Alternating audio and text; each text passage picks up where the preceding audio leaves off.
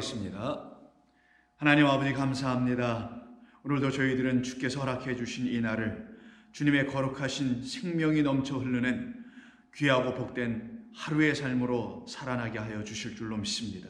그것은 저희가 반드시 이루어내야 될 주께서 허락하신 사명이오니 이 날을 헛되이 사용하지 아니하고 복되게 사용할 수 있는 능력과 새로운 소망의 마음들을 허락해 주시옵소서. 주시는 말씀 안에서 그것을 확실히 더 깨달을 수 있도록 도와주실 줄로 믿고 예수님의 이름으로 기도드립니다. 아멘. 자, 하나님 말씀 나눕니다. 오늘은 누가복음 3장 1절과 2절입니다. 누가복음 3장 1, 2절입니다. 함께 읽겠습니다. 디베레오 황제가 통치한 지 15해 곧 본디오 빌라도가 유대의 총독으로 헤롯이 갈릴리의 분봉왕으로 그 동생 빌립이 이두레와 드라고닛 지방의 분봉왕으로 루사니아가 아빌레네의 분봉왕으로 안나스와 가야바가 대제사장으로 있을 때에 하나님의 말씀이 빈들에서 사가랴의 아들 요한에게 임한지라. 아멘. 누가는 3장에 들어와서는 1장서부터 언급했었던 사가랴의 아들 요한이 하나님 앞에서 어떻게 쓰임받을 것이라는 것을 미리 말해놨던 그 1장 이야기를 드디어 3장에서 그가 다 장성한 이후에 하나님의 말씀 안에서 부름을 받은 종으로서 어떻게 그 일들을 감당해내고 있는지를 그거에 관계된 그 서막을 3장 1절서부터 지금 말씀하고 있는 겁니다. 여러분의 이해를 도모하기 위해서 1장을 가서 한번 보시면은 좀 오래됐습니다만 1장 13절 이하서부터 천사가 사가랴에게 나타나서 그가 앞으로 낳게 될 아들인 이 요한에 대해서 어떻게 말했는지에 대해서 증거해주고 있죠. 3장 13절을 보시면 내 아내 엘리사벳이 내게 아들을 낳아주리니 그 이름을 요한이라 하라. 너도 기뻐하고 즐거워할 것이요 많은 사람도 그의 태어남을 기뻐할 것이다 라고 합니다. 그러면 그때 당시에 기뻐할 사람도 있었습니다만 앞으로 그가 하는 일에 따라서 그의 일로 말미암아 기뻐함을 얻게 될 많은 사람들이 있을 것에 대해서는 15절서부터 다시 말씀해 주기를 이는 그가 주 앞에 큰 자가 되며 포도주나 독한 술을 마시지 아니하며 모태로부터 성령의 충만함을 받아 이스라엘 자손을 주 곧 그들의 하나님께로 많이 돌아오게 하겠음이라. 그가 또 엘리야의 심령과 능력으로 주 앞에 먼저 와서 아버지의 마음을 자식에게 거스르는 자를 의인의 슬기에게 돌아오게 하고 주를 위하여 세운 백성을 준비할 것이다 라고 하여 천사가 미리 낳지도 않은 그 사가랴의 아들인 요한에 대해서 이렇게 미리 증거해 주었죠. 그러면 말씀 그대로 이 천사 가브리엘이 증거해 준 그대로 요한은 하나님 앞에서 그렇게 쓰임받아야 될 사람 아니겠어요? 많은 사람들을 주께 돌아오게 할 사람으로 하나님께서 쓰신다고 하셨으니 그렇게 쓰임받아야 되는 게 마땅한 것이겠죠. 자, 그렇다면 그가 많은 사람들을 하나님께로 돌아오게 하기 위해서 그에게 가장 필요한 것이 무엇이었을까요? 많은 사람들에게 눈에 띄는 어떤 능력들을 행함이었을까요? 많은 사람들에게 인기를 도모할 수 있는 그의 외적인 어떤 배경, 학력 혹은 배경 등등 여러분들 아시는 그런 것들이 필요했을까요? 아마 이 세상에서 사람들에게 영향력을 행사하고자 한다면은 그런 것들이 반드시 필요하고 수반되어야 할 것입니다. 그러나 세례 요한에게 임하였던 하나님의 이 약속 그리고 그를 부르신 하나님의 뜻, 곧 많은 사람들을 주님께로 돌아오게 하는 일을 하는 데 있어서는 그와 같이 세상에서 내놓는 것들은 아무짝에도 쓸데가 없고 그것 가지고는 하나님께로 사람들을 인도할 수가 있지도 못한 것이겠지요. 그러기에 그와 같은 일을 해야 할 사람들에게는 반드시 어떤 하나님의 능력이 임해야 되는 것이냐, 하나님께로부터 어떤 것이 임해야 되는 것이냐, 바로 다름 아닌 하나님의 말씀인 것입니다. 그래서 오늘 본문 2절은 그렇게 하나님의 말씀이 빈들에 있는 광야에 있는 그 세례 요한에게 임하였다라고 증거하고 이야기를 시작하는 것입니다. 누가는 바로 세례 요한을 하나님께서 어떻게 사용하실는지에 대해서 그 하나님께서 사용하시는 사람인 세례 요한과 같은 사람들은 하나님께서 그들에게 어떤 것을 먼저 주시는지에 대해서 이렇게 증거하고 말하고 있는 것입니다. 다름 아닌 하나님의 말씀이 있는 자들에게만 하나님은 당신의 일을 맡기시는 것이고요. 당신을 맡기시기 이전에 그들에게 하나님의 말씀을 먼저 주셔서 그 말씀이라는 그 일을 그들로 하여금 행하게 하시려고 하셨다는 것이에요. 그래서 하나님께서 하시려고 하신 일은 즉 선지자든 제사장이든 등등 어떤 사람들을 불러서 하나님께서 그들에게 맡기신 일이라는 것은 하나님의 말씀을 맡은 자로 세워주시려고 하셨다는 것을 알 수 있게 됩니다. 그래서 오늘 본문에서는 크게 두 개의 그룹의 사람들이 대조되어 나오고 있는 것을 보게 됩니다. 세례 요한과 그리고 나머지 모든 사람들입니다. 1절서부터 2절의 상반절에 걸쳐서 누가가 세세하게 당대에 있는 사람들, 소위 좀 권세가 있다고 하는 사람들의 이름을 쫙 열거하죠. 크게는 두 그룹으로 되어 있습니다. 어떻게 되어 있냐면은 정치하는 사람들과 혹은 종교의 권력을 갖고 있는 사람들로 이렇게 그 하나의 그룹 안에 또 이렇게 두 개의 그룹이 섞여 있는 것을 보게 됩니다. 그래서 디베르 황제에서부터 시작해서 본디오 빌라도 여러분들에게도 다 익숙한 사람들이죠. 그리고 분봉왕 헤롯 등등등등. 그리고 2절에 가서 보시면 안나스와 가야바가 대제사장으로 있을 때라고 하는 종교 권력에 대한 부분, 종교 소위 당대의 그 최고의 지도자라고 하는 안나스와 가야바 이렇게 쭉 열거가 되어 있어요. 그런데 이 둘은 서로 이렇게 대조되어 있다고 말씀드렸죠. 누구랑요? 이들과 세례 요한과 이렇게 대조가 되어 있어요. 어떤 측면에서 대조가 되어 있느냐?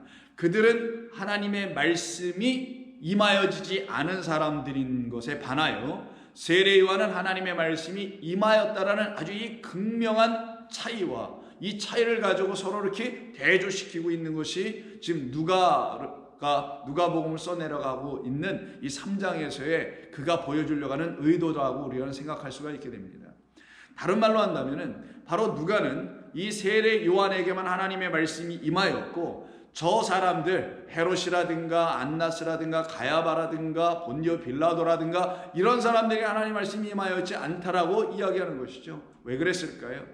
그들이 거한 곳과 세례 요한이 거한 곳이 달랐기 때문입니다.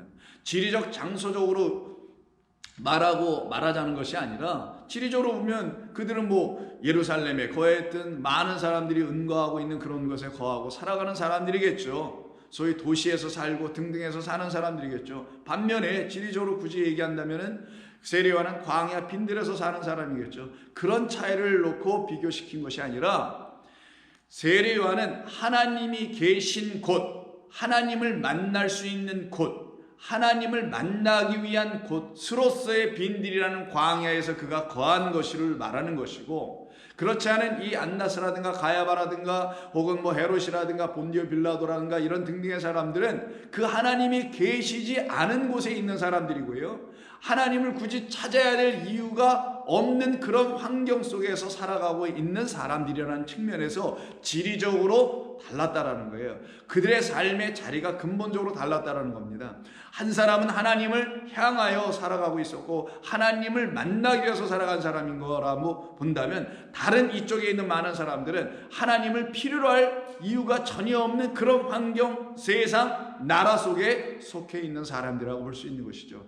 그런 사람들에게는 하나님의 말씀이 임하지 않더라는 거예요. 그 말은 그런 사람들은 하나님의 말씀을 관장할 수 있는 그런 일꾼들이 되지 못한다는 것을 말하는 것이죠. 반면에 세례 요한은 빈들에서 광야잖아요. 광야가 주는 게 뭡니까? 하나님의 말씀이 있는 곳이잖아요. 그래서 미드바르라는 그 말이 광야라고 했지 않습니까? 그곳으로 하나님께서 이스라엘 백성들을 인도해 내셨던 것은 그곳에서만 하나님 앞에 절기를 드릴 수 있는 곳이며 또한 그곳에서만 하나님을 만날 수 있는 곳이었기 때문인 것이에요. 그래서 성경은 계속 이 광야라는 이 메타포, 이 은유를 가지고, 이 비유를 가지고 계속해서 사용하고 있는 거예요.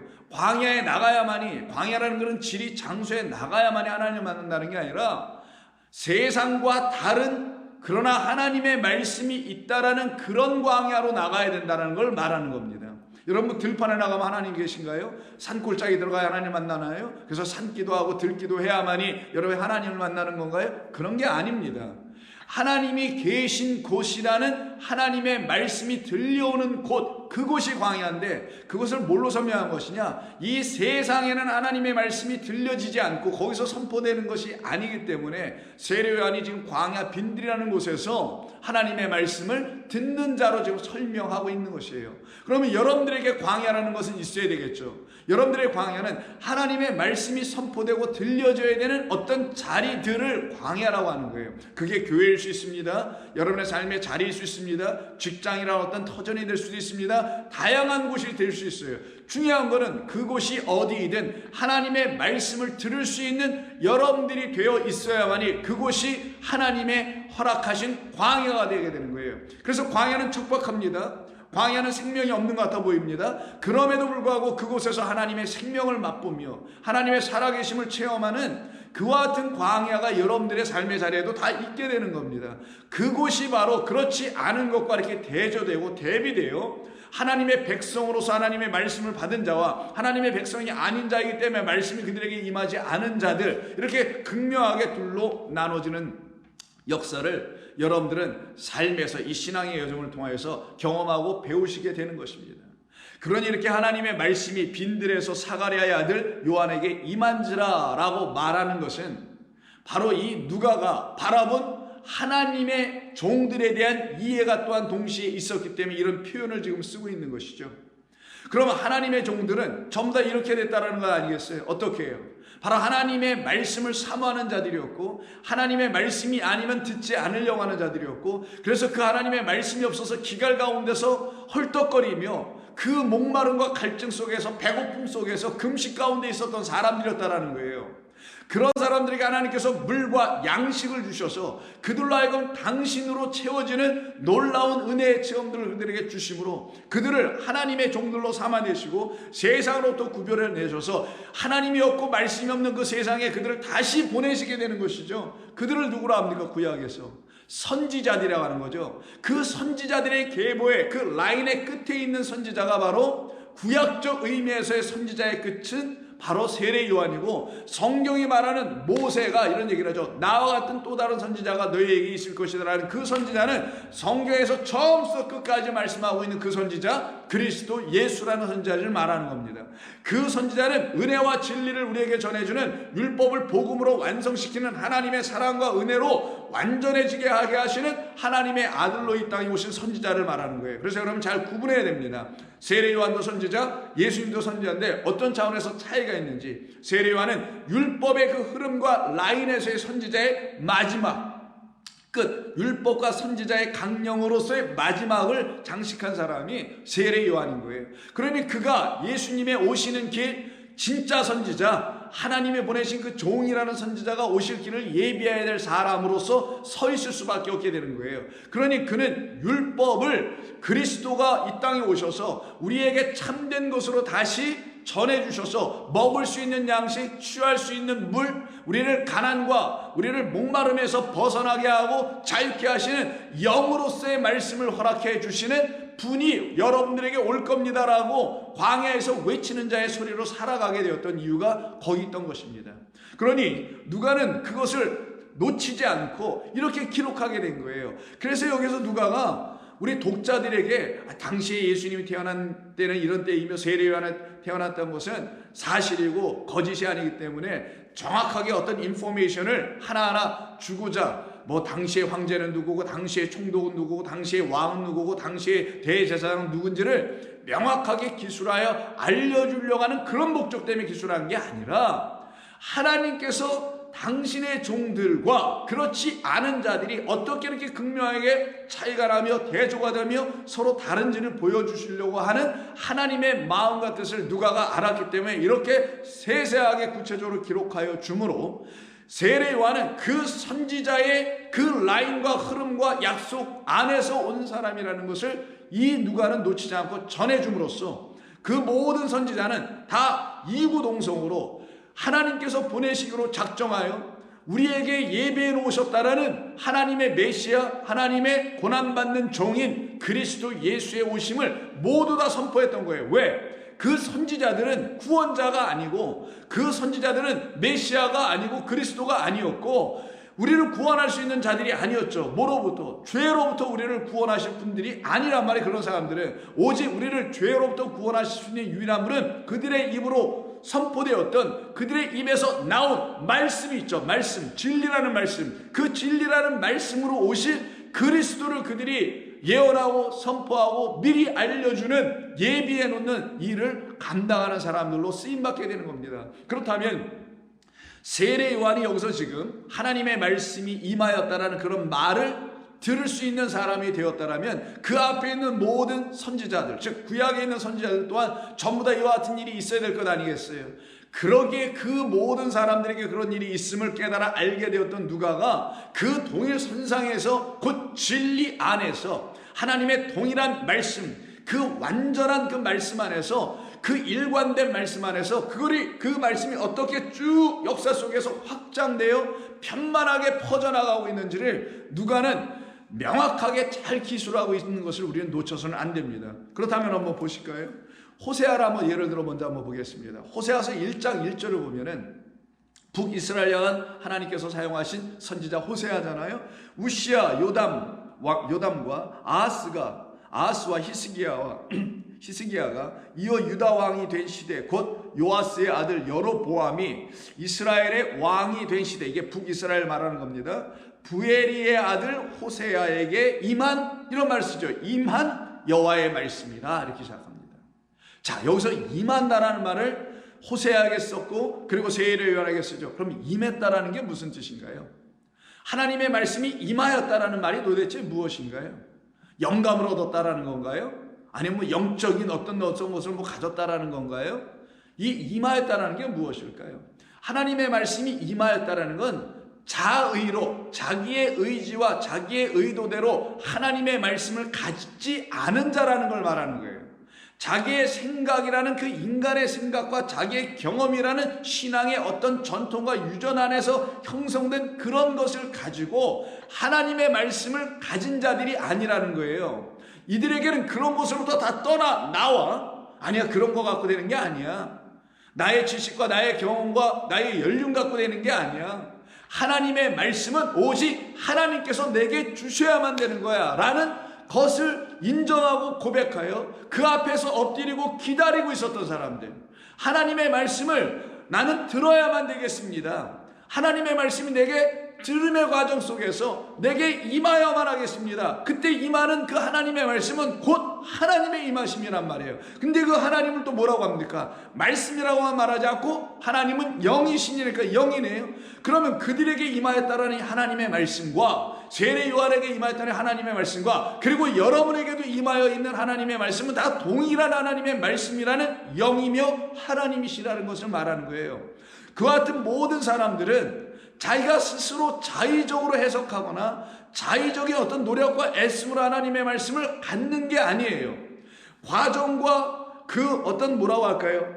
그 하나님의 말씀을 알기 위해서 애쓰는 그런 모습 속에서는 마치 자기가 무슨 연구하고 공부하고 그걸 어떻게 해서 만들어내는 것 같아 보이죠. 그러나 그것은 하나님의 말씀이 그런 것이 아니라는 것을 배우는 과정에 불과해야 되는 것이지, 그 연구하고 공부하고 뭐 주해하고 해석하고 이런 것 자체가 하나님의 말씀이다 라고 하는 것은 굉장히 초보적인 것이고 더 나아가서 그건 위험한 것입니다. 왜냐하면 그건 하나의 과정일 뿐이에요. 하나님이 도대체 무슨 말씀하시려고 하는지 저는 알기를 원합니다라는 그 마음이, 그 마음에서 멈추는 게 아니라 애씀이 어떤 행위를 이뤄낼 거 아니겠어요. 믿음이 있다면 행위도 있어야 된다면서요. 그럼 그 열정이 있으면 알고 싶어하는 노력과 애씀이 있어야 될 거 아니에요. 그 노력과 애씀의 일환일 뿐인 것이지 그 자체를 가지고 이게 하나님의 말씀이다라 할 수는 없는 겁니다.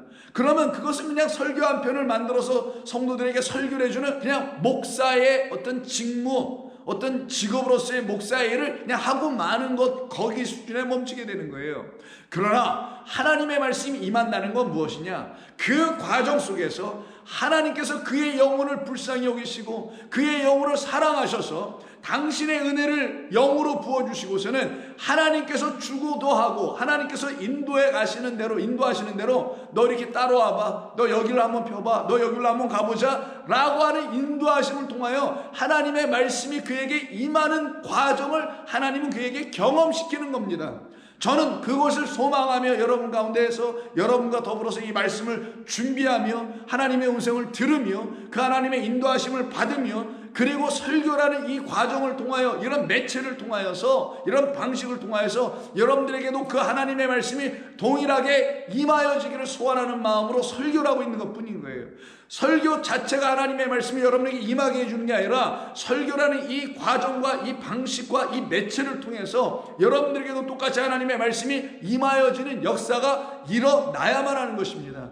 그래야만이 이 호세에게 임하였던 이 하나님의 말씀이 결국 어떻게 합니까? 그에게 하나님의 뜻을 알려준단 말이에요. 어떤 뜻? 다른 그 제사장들이라든가 당시에 정치하는 왕들이라든가 이런 사람들에게는 임하지 않은, 그 사람들은 하나님의 말씀이라는 걸 날마다 뭐 달달달 외우고 이걸 가지고 뭘 한다고 하지만 그런 사람들에게는 하나님의 진짜 말씀은 임하지 아니하고 이 말씀 겉으로 그냥 문자로 한번 준 이 말씀이 진짜 하나님의 말씀이라고 하여 이것만 채택하고 살아가고 있는 그들에게는 하나님의 진짜 말씀이 임하지 않는단 말이에요. 그러나 아니에요, 하나님, 나는 당신이 정말 나에게 들려주시려고 하시는 그 하나님의 말씀이 제게 임하야만 합니다. 제가 그걸 들어야만 합니다. 그 말씀이 들려져야만 합니다 라고 자기 자신을 하나님 앞에서 세상으로부터 구별하여 그 자신을 하나님 앞에 내놓은 사람들, 바로 호세와 같은 이와 같은 사람들은 결국 말씀을 듣게 돼요. 어떤 말씀을 듣습니까? 2장 23절을 하나 예를 들면 장가들겠다라는 이런 여호와 하나님의 말씀을 들으면서 그 장가들려고 하시는 하나님의 말씀의 뜻이 이스라엘 백성 전체에게 나타나지 않아 그들이 깨닫지 못함으로 말미암아 유리 방황하고 있는 그들에게 이 말씀을 줘야 한다는 것이군요 라고 깨달아 알게 되는 거예요. 그래서 23절 2장 23절에서 이렇게 말합니다. 내가, 하나님 말씀하시는 거예요, 나를 위하여 그를 이 땅에 심고 긍휼히 여김을 받지 못하였던 자를 긍휼히 여기며 내 백성이 아니었던 자에게 향하여 이르기를 너는 내 백성이라 하리니 그들은 이르기를 주는 내 하나님이시라 하리라 라고 하는 이 말을 지금 호세아가 하나님의 말씀이 임하였을 때 이 말씀이 임하게 된 거예요. 그럼 이 말씀 안에서 긍휼이 나옵니다. 백성됨이 나옵니다. 그리고 하나님이라는 고백하는 그들의 시인의 역사가 일어나게 되죠. 이 일들을 이루어내게 하는 참된 말씀, 하나님의 영이 담겨있는, 하나님의 생명이 담겨있는, 우리를 살려내게 하는 영적인 말씀이 담겨있는 이런 말씀을 전하게 되는 것을 참된 하나님의 선지자들이라고 하는 것이며 그들에게만 하나님의 말씀이 임하였다. 스스로 자의적으로 가진 것이 아니요 전통과 흐름과 유전과 학문과 학파에 따라서 흐름에 따라서 갖게 되고 발전시킨 그런 말들이 아니라 오직 광야에서, 즉 하나님과 독대하며 하나님 앞에서만 마주 앉아 무릎 꿇고 기도하며 하나님을 찾고 있는 사람들에게 주시는 거룩한 하나님의 말씀들은 그렇게 임한다는 걸 말하는 겁니다. 다음에 있는 요엘서도 한번 보십시오. 호세 다음에 있는 요엘서 1장에도 똑같이 뭐라고 시작하냐? 부두엘의 아들 요엘에게 임한 여호와의 말씀이니라 라고 시작을 해요. 그럼 요엘에게도 하나님의 말씀이 임하네요. 자의적으로 만들어 하나님의 말씀이 아니라는 거예요. 사람들을 생각하고 질서를 생각하고 무엇을 만들어가기 위해서는 자의적으로 거기에 대한 맞는 말들을 만들어서 전해주거나 거기다 뿌리거나 할 수 있는지 모르지만 하나님부터 말씀이 임하면 자기의 뜻으로 받은 것이 아니고 하나님의 뜻으로, 하나님의 주권으로 받은 것이기 때문에 자기가 그 말을 변개하거나 뒤집거나 바꾸거나 왜곡할 수 없고 그 받은 그대로 전해야 되는 거예요. 그 말이 비록 듣는 자들에게 불편하며 그 말을 전하는 자 또한 그 말을 전함으로 인해서 그의 목숨의 위협, 생명의 위협을 당할 수밖에 없는 말이라 할지라도 그는 전하지 아니할 수가 없게 됩니다. 왜? 그게 정말 하나님께로부터 온 거기 때문인 거예요. 만약에 하나님께로부터 온 말씀이 아니라면은 그는 안 전했을 거예요. 못 전하거나 이걸 두려워서 어떻게 내가 이 사람들에게 비유를 맞추는 데서 이런 말을 전하면 내가 오히려 더 어려워질지도 모르고 내 관계가 깨어질지도 모르는데 내가 이런 말을 전하면 안 되겠지라고 하는 생각이 들어왔다면 그건 하나님으로부터 받은 말씀이 아니기 때문에 그런 생각을 할 거라는 거예요. 그러나 정작 하나님께로부터 들은 말씀, 하나님으로부터 임하여 준 말씀이라면 그가 어떠한 환경에서든 어떠한 상황에서든 무슨 관계가 그들 가운데 형성이 되었던 관계없이 그들은 분명하게 그 하나님의 말씀을 있는 그대로 전하게 되는 거예요. 그게 성도며 그들이 바로 하나님의 말씀을 가진 하나님의 백성들이라고 말하는 겁니다. 그러면 요엘에게 임하셨던 하나님의 말씀을 통하여 그가 이스라엘 백성들에게 전했던 말이 뭡니까? 바로 그들에게 하나님께서 당신의 생명을 부어주시겠다라는 그 말씀, 이게 언약이잖아요, 전부 다. 근데 이거는 놓치고 언약의 껍데기인 그 언약을 행위로 지키는 율법 지킴에 전부 다 몰입하여 빠져있는 그들. 그래서 하나님께서 그들에게 생명 주시고 그들을 살려내시는 그 일이 무엇인지를 몰라서 헛된 일이나 도모하고 있는 그들에게 바로 여호와 하나님께서 사랑하시는 요엘. 왜 여호와 하나님께서 요엘과 호세아라는 사람을 왜 사랑하셨어요? 특별하니까 사랑한 거예요. 맞아요. 특별합니다. 이들은 세상에서 특별한 게 아니라 하나님 보시기엔 특별하단 말이에요. 그들이 세상에서 잘나서 뭘 많이 해서가 아니라 하나님 보시기에 특별한 사람들이니까요. 특별하지 않으면 하나님 쓰지 않습니다. 어떤 의미에서 특별해요? 하나님 앞에만 앉아 있으니까 특별하다라는 거예요. 하나님을 향하여만 있기 때문에 정말 특별한 사람들이, 이 사람들은. 그래서 이런 사람들을 하나님께서 사용하여서 그들을 통하여서만 하나님께서 말씀을 하시는 거예요. 그게 2장 23절 한번 보세요. 시온의 자녀들아, 너희는 너희 하나님 여호와로 말미암아 기뻐하며 즐거워할지어다. 그가 너희를 위하여 비를 내려주실 것이다. 아니, 들판에 내려주는 비가 아니라 너희를 위하여 비를 내려준다잖아요. 들판에 내려주는 비는 공물을 위한 비겠지만 너희라는 존재인 우리라는 이 하나님이 지으신 우리에게 내려져야 될 비가 도대체 뭐냐고요. 나가서 우산 쓰지 말고 비 맞아야 된다는 건 아니지 않겠습니까? 그러면 너희라는 존재들을 위하여 내려주실 비가 도대체 뭘까요? 2번을 내려주길 이른 비를 너희에게 적당하게 주시며, 이른 비뿐만이냐 늦은 비가 예전과 같이 너희들에게 임하게 될 거야. 그러면 너희라는 존재들에게 밀이 가득하고 너희라는 존재인 독 안에, 이 항아리 안에는 새 포도주와 기름이 넘치게 될 거야. 그럼 밀로 떡을 만들고, 포도주는 우리 주님께서 말씀하는 떡과 포도주, 결국 뭡니까? 하나님의 새 언약 안에 있는 하나님의 거룩한 영이라는 말씀을 우리에게 부어주신다라는 거예요. 이것 때문에 기뻐하게 될 거야. 이것이 진정 하나님께서 내려주려고 하시는 비, 이른 비와 늦은 비란다. 율법과 복음이라는 이 둘이 반드시 너희들에게 임하게 해주는 하나님의 비 내려주심, 당신의 영을 부어주심이죠. 그래서 요엘서의 대표적인 말씀이 뭐예요? 이렇게 비 내려줌이라는 것은 하나님의 영을 부어줌이야 라는 걸로 가르쳐 주시는 거잖아요. 근데 이스라엘 백성들이 그 하나님의 영을 사모하지 아니하고 이 들판에 내려줘야 될 비만 사모하고 살았단 말이에요. 좀 날씨가 가물고 비가 안 와, 날씨가 너무 비가 많이 와가지고 그냥 홍수가 나, 이런 자연 재해로 말미암아 갖게 된 그들의 고통의 삶에서 하나님 우리를 불쌍히 여겨주세요 라고 하는 차원에만 여전히 머물고 있는 그들이 무슨 하나님의 백성이겠냐고요. 아직 하나님의 백성의 근처도 못 오고 무늬만 하나님의 백성이지, 선민이니 또 성민이니 택한 백성이니 거룩한 백성이 스스로 자기들이 자축하면서 자기들은 그렇게 define, 정의를 내리고는 있었지만, 규명하고 있었지만 하나님 보시기에는 아직 아니란 말이에요. 왜? 하나님이라는 영이 그들에게 비처럼 내리지 않았거든요. 성령이라는 단비가 이른 비로 늦은 비로 내려지지 않았거든요. 그래서 요엘서 같은 2장 28절에서 여러분 너무너무 잘 아시는 그 위에 내가 내 영을 만민에게 부어주리니, 비 내리는 건 이런 얘기하려고 했던 거야. 들판에 내리는 그런 비가 아니란다. 너희들의 그 오곡백과를 열매 맺게 하는 그 비는 내가 어련히 알아서 다 지어진 질서대로 너희들에게 주면 되는 거야. 근데 너희들에게 없는 게 하나 있단다. 바로 너희라는 나의 생명의 나무들이 되어야 될 너희들한 존재들 위해 나의 영이라는 비가 아직 안 내리고 있으니 너희들이 자라나지 못하고 열매를 맺지 못하고 전부 다 쭉정이 불구덩이 속에 들어가거나 바람에 나는 겨와 같은 존재들로 너희들이 남아있잖아.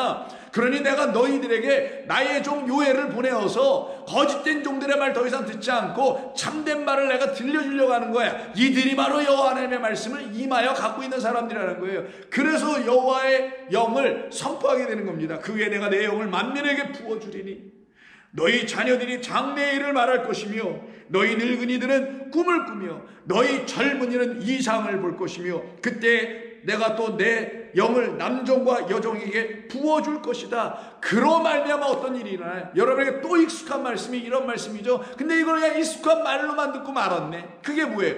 누구든지 여호와의 이름을 부르는 자는 구원을 얻으리로다 라는 말이 이 요엘서에 있는 거예요. 하나님의 말씀이 무슨 뜻인지를 깨달아 알면은 그 하나님의 말씀으로 말미암아 내가 하나님의 영을 갖게 되니 내가 비로소 에노스처럼, 창세기 5장에 있는 에노스처럼 비로소 그의 이름을 부를 수 있는 자가 되는 것이었구나 라는 걸 깨달아 알게 될 그 특별한 사람들, 여러분들이 됩니다. 여러분들은 very special한 사람들인 걸 아셔야 되는 거예요. 어떤 의미에서요? 세상에서 어떤 보는 그런 기준점에서 특별한 사람? 뭐 그런 것도 있을 수 있겠죠. 얼마나 갈 겁니까 그거? 하나님, 영원하신 하나님 앞에서 특별해야지 그 특별함이 영원토록 가서 영생을 누리는 것 아니겠어요? 그래서 32절 누구든지 여호와의 이름을 부르는 자는 무엇 때문에? 영이라는 단비가 부어졌기 때문에 우리의 영이 살아 소생하니 그때 비로소 내가 하나님의 자녀라는 거 알게 될 거 아니겠어요? 하나님, 저를 이렇게 사랑하셨군요. 저에게 이렇게 은혜를 주시려고 이런 일들을 하셨군요. 감사합니다 주님 하면서 그들이 주 앞으로 뛰어나오는 역사가 일어나게 될 거 아니겠어요? 그들만이 여호와의 말씀이 임하여 하나님의 구원을 바라본 자들이죠. 누구든지 여호와의 이름을 부르는 자는 구원을 얻으리니 이는 나 여호와의 말대로 시온산과 예루살렘에서 피할 자가 있을 것이며 남은 자 중에 나 여호와의 부름을 받을 자가 또한 있을 것이로다. 이것이 하나님께서 끊임없이 말씀해 주는 이야기 아니었어요?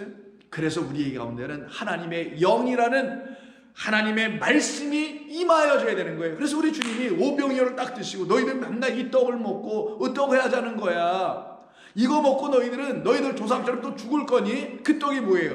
이 하나님의 말씀이라는 이 떡을 가지고 너희들 맨날 먹고 죽을 거야. 그 광야, 그 하나님의 말씀이 있는다는 그곳에서 나서 너희 전부 다 죽어 너희들 조상처럼 죽을 거야? 아니면 이 예루살렘 성전의 이 거짓된 광야에서 내주는 그 말로 너희들은 잘못 먹고 전부 다 죽을 거야? 아니지. 그러면 오병이어의 이 표적의 뜻이 뭔지를 알아야 될 거 아니야? 근데 너희들이 그 표적의 뜻은 뭐를 알려고 하지 않냐고. 또 배고파 허기지니까 그 표적을 또 보려고, 기적을 보려고, 굶주림이나 해결해 보려고 너희들이 여전히 하나님을 찾고 있는 것 아니냐? 그래서 너희들이 종교인이잖아. 그 종교로 말미암아 뭔가 혜택을 얻고 뭔가 누려보려고 하는 거 아니야? 이 땅에서도 누려보고 여기서 잘 해다가 천국이라는 데까지도 가보려고 너희들이 지금 그러고 있는 거 아니야? 너희들이 좀 뭔가 좀 열심히 하면 그렇게 된다고 생각하는 건 아니더냐? 그러나 그런 게 어디 있느냐? 라고 하시면서 우리 주님께서 요한복음 6장에서 오병이의 표적을 일으키신 다음에 하신 말씀이 뭐예요? 내가 생명의 떡이야. 내가 말이라니까. 내가 하나님의 임하신 말씀, 바로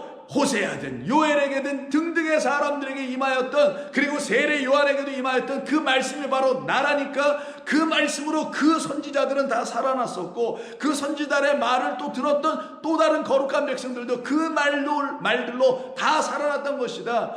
이스라엘 백성은 너희의 선조 조상들이 광야에서 그 떡을 먹고도 죽었던 이유는, 살아나지 못했던 이유는 바로 그 떡이 말씀으로 듣지 못하고 말씀으로 먹지 못하였기 때문이었던 거야. 하늘의 것으로, 하늘에서 내려온 만나니 하늘의 것으로 먹지 못하고 감추어진 하나님의 뜻, 그 감추어진 만나로 취하지 못했으니 그렇게 된 것 아니겠느냐.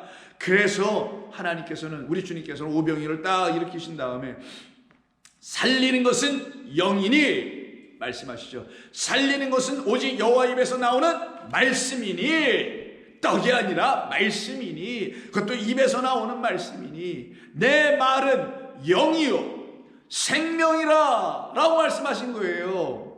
내 말은 영이요 생명이니, 여호와의 말씀이 임하였다라고 하는 세례 요한이 갖게 된 말씀이라는 것은 그의 영혼에 임하였던 생명이었던 거고요, 영이었던 거예요. 그걸 단비라고 하고 이른비 늦은비라고 했던 겁니다. 그래서 그가 특별한 거예요. 만약 여러분들도 그 말씀, 그 영을 사모했기 때문에 그 영이 여러분 가운데 충만하고 그 말씀으로 여러분에게 기쁨이 넘치는 사람들이라면 여러분들은 120% 아니 1000% 하나님의 말씀이 임한 하나님의 영을 갖고 있는 사람들이 분명합니다. 확신하셔야 됩니다.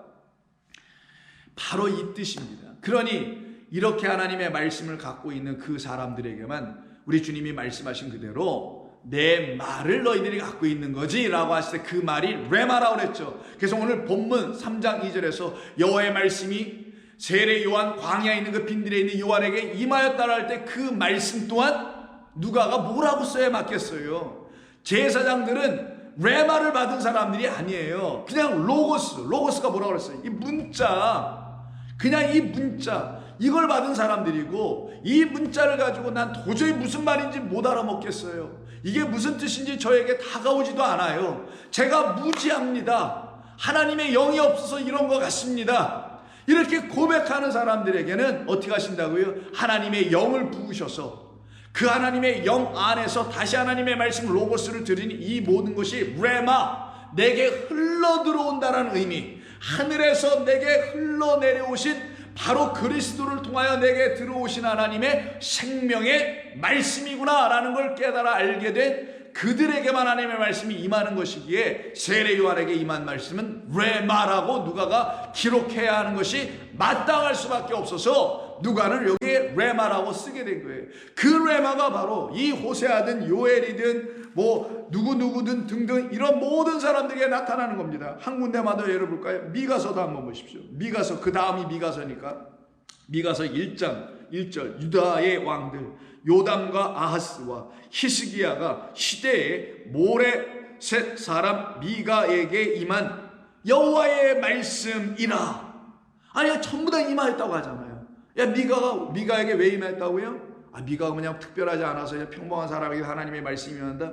아닙니다. 특별한 사람에게 임하는 거예요. 여기 오해하면 안 돼요, 여러분. 그리스도인들은 이 세상에서 하나님의 앞에서 이 세상 가운데서 특별한 사람들이거든요. 세상이 알지 못하는 생명과 하나님과 영을 갖고 있는 그런 특별한 사람인 걸 여러분들은 알고 사셔야 합니다. 그래서 미가에게 말씀이 임합니다. 어떤 말씀? 사람들의 말이라고 되어 있지 않고 꼭 여호와의 말씀이라고 되어 있잖아요. 야훼의 말씀이 임한지라 곧 사마리아와 예루살렘에 관한 묵시를 이에게 주십니다. 아니 그 묵시는 도대체 어떤 묵시를 이가 또 받았을까요? 다름이 아닌 4장을 한번 가보세요. 많은 말씀들이 있지만 여러분들의 좀 익숙한 말씀 하나만 말씀드립니다. 이스라엘 백성들이 성전을 향하여서 열심히 섬겼어요. 성전에 가야만이 하나님을 만나고 성전에서 요구하는 것들을 다 해내야만이 하나님 보시기에 기뻐하심을 얻고 또한 하나님을 기쁘시게 하는, 그래서 내가 축복받고 살아갈 수 있다고 그렇게 생각하여 그 성전에 쫙 매일 오르락 내리락만 하고 있었어요. 그런데 그렇게 오르락 내리락 하고 있는, 들락날락 하고 있는 그 성전에서 그들이 아무것도 얻지 못하고 돌아가고 있는 그 백성들을 불쌍히 여기시는 여호와 하나님을 알게 된 미가라는 이 특별한 선지자에게 하나님이 말씀이 임하셔서 그 성전을 이제는 그렇게 출입하면 안 되지 라고 하여 4장 2절에 이런 말씀으로 선포해 줍니다. 곧 많은 이방 사람들이 가며 이르기를 오라 우리가 여호와의 산에 올라가서 야곱의 하나님의 전에 이르자 그가 그의 도를 가지고 우리에게 가르칠 것이니라. 우리가 그의 길로 행하리라 하리니 이는 율법이 시온에서부터 나올 것이며 여호와의 말씀이 예루살렘부터 나오기 때문이다 라고 선포하네요. 그때 여기 여러분 잘 아시는 이거 뭐 노래로 만들어서도 보험서가 부르는 그런 소절 아닙니까 이게. 그때 우리가 여호와의 산에 올라가자라고 할 때 이 우리라는 사람들의 이야기가 있고 그 앞에 부분 2절 상반에서도 뭐라냐면 많은 이방 사람들이 가며 이르기를 오라 라고 하며 우리가 라고 하니 이때 우리가 누구냐고요? 이방 사람들이라는 거예요. 그 말은 뭐냐면 유대인들 곧 이스라엘 백성들이라고 스스로 자처하고 있는 그들은 오히려 이런 말을 안 하고 여호와의 산에 오르자, 그 성산에 오르자, 여호와의 전에 올라와서 그 돌을 배우자, 율법은 시온에서부터 나온다고 했으니 그곳에 가서 하나님의 말씀을 듣자라고 하는 사람들이 유대인들이 아니라 그들은 뭐만 했다고요? 그냥 제사장들이 종교 지도자를 가르쳐주고 전통 속에서 역사 속에서 관습으로 그냥 절기나 지키게 하는 그것만 하고 있었던 사람들인 것에 반하여 이방인들은 이렇게 하더라는 거예요. 아니야, 성전을 주신 뜻은 그런 게 아니지. 하나님의 거룩하시고 온전하신 뜻이 무엇인지를 알고 그 일을 가서 해야 되는 게 우리의 일이지, 그게 성전을 주신 뜻이야 라고 하여 그렇게 하고 있더라는 거예요. 그럼 이때 이방인이 뭐라고요? 얼마 전에 제가 말씀드렸던 이방인과 유대인의 차이점을 말씀드렸죠. 유대인은 율법과 성전을 갖고 있는 사람들이고요, 성경에서 말하는 이방이라는 의미 곧 표면적 유대인이 아닌 이면적 유대인이라는 그런 이방인들, 율법에서 이제 떠나 나오고 율법을 온전케 하시는 하나님의 영의 말씀 그리스도로 말미암아 하나님의 그 백성이 정말 되어 있는 사람들은 다른 유대인이라고 하는 거예요. 이면적 유대인. 그들을 놓고 뭐라고 하냐? 이제 이들에게는 율법 없어. 이제 이들에게는 성전이 없어. 그들에게 율법은 그리스도 예수이시며 그들에게 성전은 그리스도 예수이시지. 그래서 그리스도 예수라는 율법과 그리스도 예수라는 성전 안으로 들어온 사람들을 누구로 하냐? 그들이 갖고 있는 보이는 율법과 보이는 성전을 갖고 있지 않기 때문에 유대인이 아닌 이방인이라고 하는 거예요. 그런 이방인들만 진짜 여호와의 산에 오르자, 그리스도 안으로 들어가자, 하나님이 계신 그 안으로 들어가자. 누구 안에 하나님이 계세요? 그리스도 예수 안에 계시잖아요. 그 안에 들어가자. 그 안에서 우리 복락을 누리자. 그 안에서 여호와의 도를 배우자, 진리를 배우자, 생명의 이야기를 듣자, 우리의 영혼을 살려내는 하늘의 음성을 들어보자. 그때 그들에게 뭐가 임하겠어요? 그럼 이 미가처럼 여호와의 영이 임할 것 아니겠냐고요. 이와 같이 오늘 본문에서 지금 세례 요한에게도 똑같이 하나님의 말씀이 임하였다라고 말하는 것은 하나님의 말씀이 계속 동일하게 꾸준히 같은 말씀으로 같은 진리로 그 말씀을 받게 되고 그 말씀이 임하여지게 될 그 특별한 하나님의 백성들은 이 땅에 하나님의 섭리 가운데서 예비되어 나타나게 되며 그들을 통하여 하나님의 복음은 확장되어 온 세상을 향하여 온 민족을 향하여 열방을 향하여 퍼져나가게 돼 있다라는 거예요. 그때 열방 중에 하나님의 백성들 사람들이 듣고 그 말씀에 화답하며 제가 이 말씀을 기다렸습니다.